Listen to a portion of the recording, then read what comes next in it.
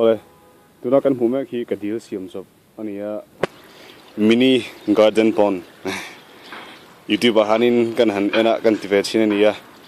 ti hianin kumdang apo sanga kalo khoi ve fortunate la hianin a that lo na a omlem lo ni mara chu sanga echi ni lawin aquarium te kan khoi chi le sanga khoi moi chi ang type te koi te khoina han ding hi thai me ma a ol sam boka siam nan heng hi heta kan man hi horticulture nge agriculture zokin o khatan sem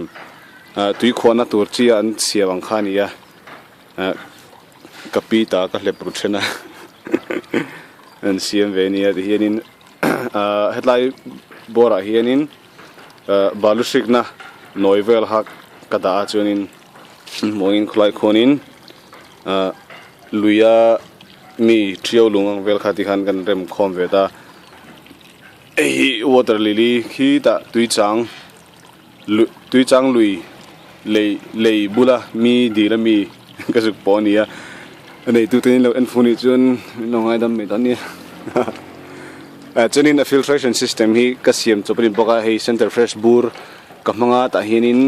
biological filtration antia tikhanin youtube entur om DIY mo chuan tian abul ver hi kala chai lawa tian pangpar vel par tur ang chi kha chin te khan an soya enge pangpar lam ha chuka seve lawa boni se khu ania azong changtla ka alim om ve boka tin hei huan vel te po greenhouse te po atimoi ve zeka mi ti him boka chunin I chongzong te sabadang te pon tui nan te boron mang thin de khanin tongka ve phian ani ta han bonsai te kan ti koi kol design vela nge andoni chunin hi lotus lem hi siliguri tanga ka hon ve ania wangwanga han ti kherila chunin hi apara polla hei koron ku mumo eng pangpar nge boka se chung lawa tan heda I apam hlia khunan khon kan phun ani te khanin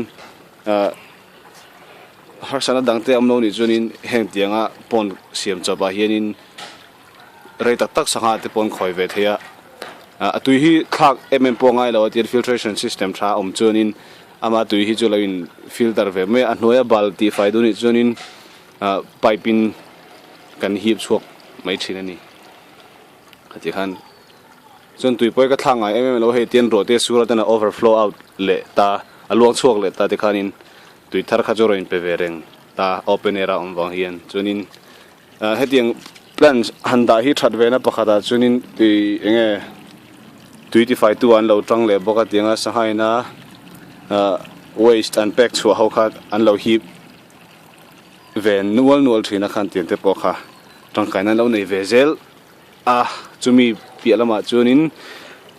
zo te sawate anong kalchang po an huai vera sangha biru nan te po tangkai ve phian ani ale khatizong khan ni mero se lo siam ve ula ke ai chunin siam thadona hei hi chu ka han ti ve chin me ni in upload ve anga kalo en ve donia in tui chuat lang u sangha khoi te hi anuam ania ale takla se